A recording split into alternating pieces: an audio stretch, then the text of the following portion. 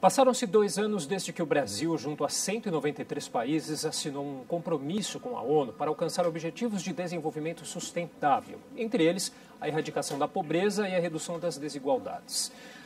E a atenção às crianças e adolescentes é fundamental para o sucesso do Brasil no cumprimento desse acordo, que vai até 2030. E a Fundação Abrinq, que é uma das participantes dessa iniciativa, lançou recentemente a 2ª publicação da série A Criança e o Adolescente nos ODS, que são aí os Objetivos de Desenvolvimento Sustentável, marco zero dos principais indicadores nacionais. Para falar sobre essa publicação, eu recebo agora a Maete Galto, que é líder de políticas públicas da Fundação Abrinq. Olá, Maete, tudo bem? Obrigado pela presença. Boa tarde, Felipe. Obrigada pelo convite. Bom, só para a gente contextualizar, esses ODS, aí, os Objetivos de Desenvolvimento Sustentáveis, são 17 objetivos que se subdividem em 169 metas, todas definidas pela Organização das Nações Unidas, a fim de promover os direitos humanos e a gestão responsável de recursos ambientais. Desse total, 51 metas dizem respeito à infância e adolescência, é isso mesmo?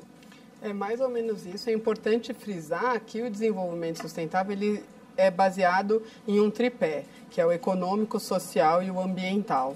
E é a partir do investimento. Essas 169 metas falam dessas 3 dimensões do desenvolvimento sustentável, que se nós investirmos em uma só ou em 2 delas e não nas 3, o desenvolvimento jamais será sustentável. Bom, e a gente tem aí então esse segundo documento aí realizado pela Abrinq, né, que trata aí dessa atenção especial às crianças e adolescentes. Quais são os principais resultados desse trabalho? Bom, a gente está analisando os dados de 2015, que é o ano quando começa a vigir os Objetivos de Desenvolvimento Sustentável, e o que é mais importante de dizer é que permanecem as desigualdades regionais no país para a imensa maioria dos indicadores que nós analisamos, agora ao objetivo de educação e a questão da redução do trabalho infantil, onde Norte e Nordeste continuam sendo as regiões mais desprivilegiadas, embora para alguns indicadores a gente tenha questões mais prementes, como o estado do Rio Grande do Sul, que tem 100% da sua população até 9 anos que trabalha em atividades agrícolas, e isso é bastante complicado. Já em 2015, a Pesquisa Nacional de Amostra por Domicílio já tinha identificado que, embora o trabalho infantil no país tivesse diminuído, na faixa de 5 a 9 anos houve um aumento, e isso nos chama bastante atenção, porque são crianças muito novas que estão já trabalhando e muitas vezes em atividades agrícolas que são, muitas vezes na agricultura familiar, que são muito mais fáceis, muito mais difíceis de combater e de fiscalizar. De alguma maneira, essa nova portaria que a gente teve toda essa polêmica essa semana aí, que dificulta um pouco a fiscalização do trabalho análogo ao escravo, se relaciona com essa questão do trabalho infantil também? Será que fica mais difícil de fiscalizar esse tipo de trabalho? Dificulta, sim, bastante, porque muitas vezes no trabalho do Ministério do Trabalho para fiscalização de denúncias de trabalho escravo, crianças foram encontradas junto a esses adultos que estavam nas mesmas condições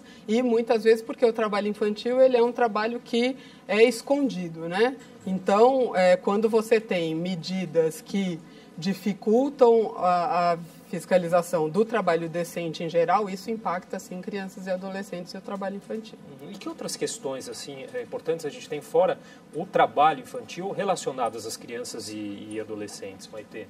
Chama bastante atenção os dados de educação, né, onde, por exemplo, a gente tem crianças de até 14 anos, a gente tem quase 1 milhão delas que estão fora da escola, né, estavam fora da escola. Para esses dados, a gente tem os dados de 2010, eles não são muito recentes, mas é a referência nacional que a gente tem, né? E nós temos quase 2 milhões de adolescentes de 15 a 17 anos que também estavam fora da escola em 2017. Né? E chama atenção, por exemplo, o estado de São Paulo, que tem desses quase 2 milhões, quase 300 mil adolescentes que não frequentaram a escola e aonde desses 300 mil, quase 14 mil nunca frequentou a escola. Então, já são adolescentes que estão na fase do ensino médio, pela idade, e que nunca frequentaram a escola. né, e os Objetivos de Desenvolvimento Sustentável trazem um desafio muito grande para os países, que é de não deixar ninguém para trás, né? Então, como que nós vamos lidar com essa população que muitas vezes a gente não consegue encontrar?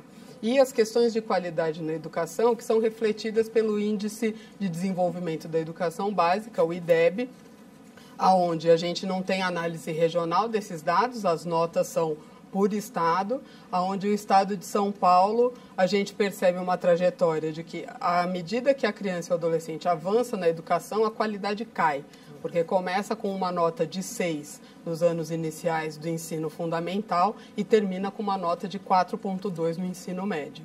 Certo. Bom, Maite, infelizmente nosso tempo já se encerrou, mas eu agradeço muito a sua participação. Vamos esperar, a gente tem até 2030 aí, vamos torcer para que essas metas aí sejam cumpridas até lá. Obrigado pela participação. Muito obrigada a você.